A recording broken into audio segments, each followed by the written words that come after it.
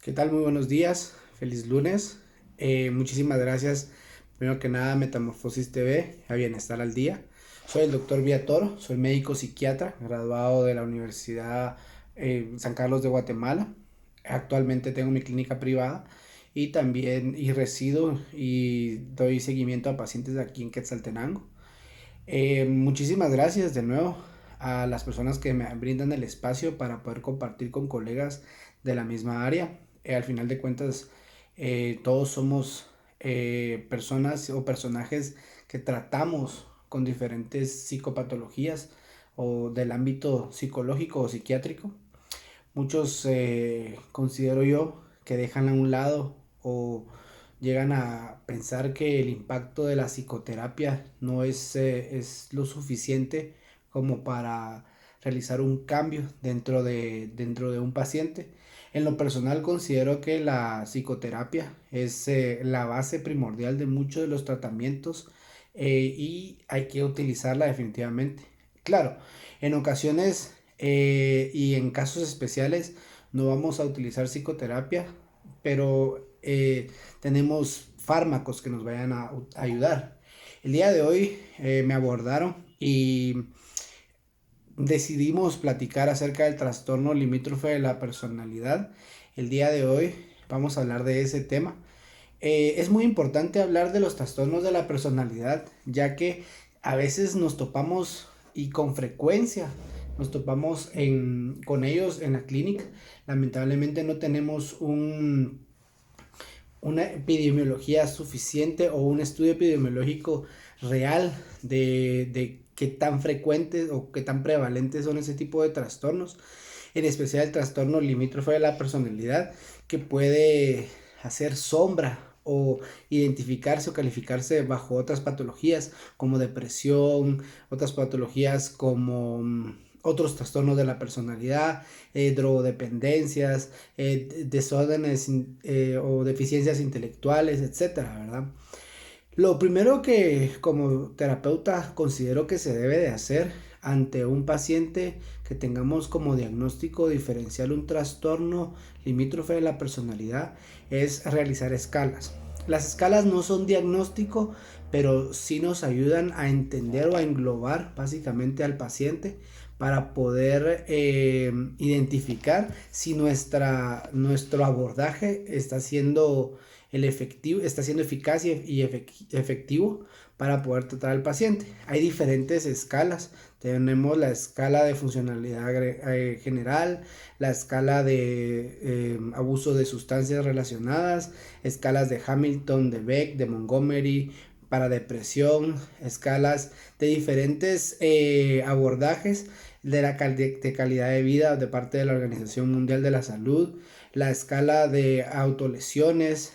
En los pacientes con trastornos limítrofes de la personalidad, todas las guías, especialmente la guía NICE y todas las guías que he consultado y están a disponibilidad de nosotros en diferentes sitios y en diferentes lugares de acceso a la información, ponen a la psicoterapia como el eje primordial del tratamiento.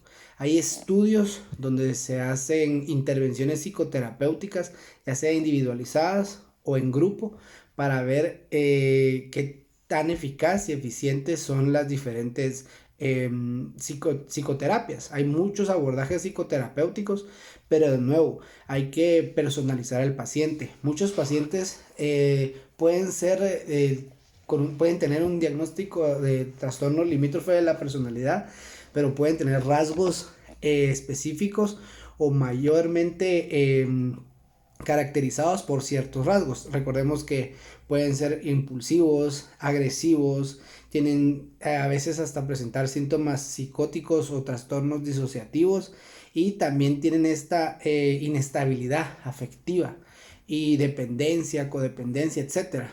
Y pueden debido a ello presentar una patología dual que sería el abuso de sustancias. Si no dependen de una persona, llegan a depender de alguna droga o sustancia. Eso dentro de dentro de nuestra formación es muy importante tener claro que no debemos de como psicoterapeutas o terapeutas volvernos ese objeto de deseo del paciente, ¿verdad? Debemos de acompañarlo en su proceso donde él se vuelva su propio objeto de deseo, si lo quieren ver así. Creo que para continuar, en muchos aspectos se ha puesto claro que la psicoterapia, repito, es el eje fundamental dentro del tratamiento de un paciente con trastorno limítrofe de la personalidad. Hay demasiadas psicoterapias u opciones para la misma. Tanto la guía NICE, la guía APA mencionan que hay que utilizar estas terapias, pero hay que utilizar dichas terapias individualizando al paciente, ¿verdad? Determinando sus características, qué características predominan más, qué paciente tenemos y si tenemos la capacidad y los recursos suficientes para poder atender a este paciente. Recordemos que la psicoterapia a la larga y al final de cuentas, desde mi punto de vista, es algo que puede llegar a cambiar epigenéticamente al paciente y hacer ese cambio, pero no es un cambio como un medicamento, no es como una aspirina. Si nos duele la cabeza nos tomamos una aspirina y muy probablemente se nos quita. Esto toma tiempo y toma recursos. Algunos recomiendan terapias de 2 veces a la semana, psicoterapia de 2 veces a la semana, de 3 veces a la semana, dependiendo de la situación. Tenemos que entender que también el paciente tiene un perfil económico, tiene un perfil de bioseguridad, como en estos casos que estamos viendo ahora del COVID, si es presencial, si tiene la capacidad de realizar telepsiquiatría o telepsicología. Entonces debemos de individualizar al paciente. Yo en este momento me voy a enfatizar en los medicamentos que se han puesto a disposición. Definitivamente psicoterapias hay bastantes, pero quién mejor que ustedes para identificar y definir qué psicoterapia es la más adecuada para su paciente, ¿verdad? Dentro de los medicamentos que se han recomendado y se encuentran en las guías, recordando que todas las guías mencionan como eje primordial y la psicoterapia con este tipo de pacientes y con algunos otros trastornos también. Definitivamente es algo que ayuda, como por ejemplo un trastorno depresivo o de carácter ansioso. La psicoterapia y la psicoeducación son fundamentales, no solo para el paciente, sino para su entorno. No estamos justificando al paciente, sino estamos entendiendo y presentándole el paciente como es a los familiares, que no digan está llamando la atención, que no digan es que solo por molestar lo hace, y lo tienen que llegar a entender, es que en este momento se está haciendo y solo lo hace para llamar la atención. Ese tipo de cosas hay que educar a la familia y al contexto familiar, ¿verdad? Para que ellos entiendan y logren manejar también al paciente cuando no estamos nosotros presentes, porque los que están muchas veces con los pacientes, la mayoría del tiempo, no son solo ellos, sino es la familia completa. Debemos entender, tomando un poco mi formación, y a qué me dirijo, no vengo a hablar en este momento de psicoterapia. Vengo a hacer intervenciones, a hacer la intervención de qué medicamentos son recomendables para el paciente con un trastorno limítrofe de la personalidad. Se ha visto que se trabaja por síntomas, por sintomatología. De nuevo se lo repito, la sintomatología que los caracteriza, la impulsividad, la agresión, los síntomas disociativos o psicóticos, breves, transitorios, también la inestabilidad emocional, que de alguna manera, pues, como de nuevo me repito y repito, pueden engañarnos o hacernos pensar que el paciente tiene un trastorno de carácter ansioso o depresivo, pero realmente de base tiene un trastorno de la personalidad limítrofe. Debemos de tomar muy en cuenta que desde mi punto personal, a mí me gusta trabajar por ejes, a pesar de que ya no están en el DSM-5, pero que sea un paciente con trastorno limítrofe de la personalidad no significa que no vaya a tener también un trastorno depresivo o un trastorno de ansiedad. Entonces hay que identificar al paciente y hay que valorar cada aspecto de él, ¿verdad? Hay que fragmentarlo y hay que volverlo a unir para identificar qué se puede hacer, cómo se puede hacer y a quién se le está haciendo. Los medicamentos en especial y en específico que se utilizan, pues son anticonvulsivantes, también antipsicóticos en su medida y también antidepresivos. Se ha visto que en algunos hay mayor impacto que en otros.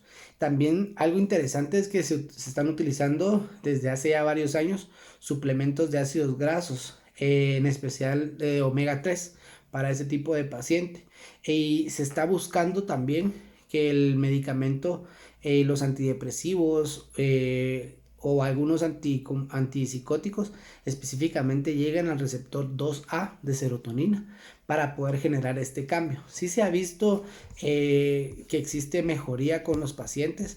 Según Cochrane, hay bastante información con estudios que avalan el uso de anticonvulsivantes y antidepresivos para el uso para aliviar ciertas molestias del paciente. Los que sí se ha visto que tienen mayor impacto es la fluoxetina, la fluvoxamina y la paroxetina como antidepresivos. Hay que establecer también que al dar un medicamento hay que dar el plan educacional al paciente y a la familia sobre los efectos secundarios, muy importante, porque cuando tenemos antipsicóticos de uso de larga duración, por ejemplo, antipsicóticos como la olanzapina o el aripiprazol, la olanzapina en especial, pueden tener efectos específicos secundarios que pueden afectar al paciente en su diario vivir, ¿verdad? Por ejemplo, puede aumentar de peso, puede darle más apetito, etcétera, ¿verdad? Por ejemplo, el aripiprazol se ha visto que a dosis de 15 miligramos al día tiene una mejora en los síntomas afectivos, en la agresión, en los síntomas paranoides y también en su funcionalidad global.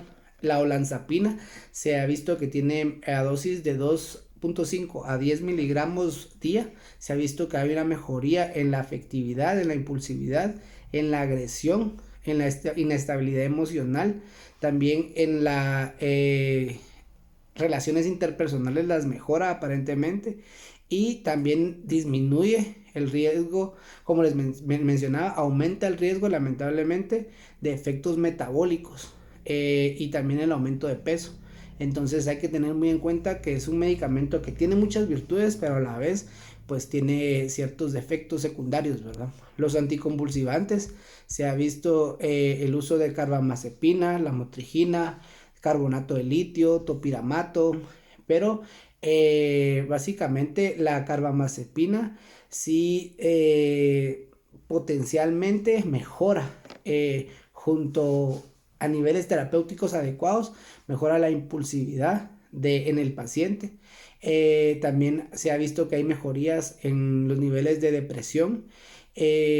Por otro lado, la lamotrigina a niveles altos, hay una mejoría en el manejo del enojo, la afectividad, la impulsividad, el riesgo potencial de quitarse la vida o de automutilación lo disminuye. El topiramato mejora los estados de ánimo de ansiedad, de enojo, también mejora las funciones interpersonales.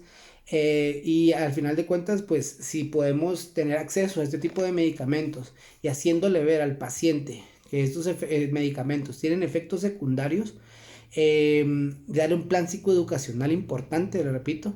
Entonces, a la larga, para cerrar, si tenemos medicamentos y si el tratamiento de un paciente con trastorno limítrofe de la personalidad debe de ser en conjunto, tanto con un psicoterapeuta o un psicoterapeuta que tenga la capacidad de dar medicación o solamente, pero como dicen todas las guías, el eje principal es la psicoterapia y también la psicoeducación.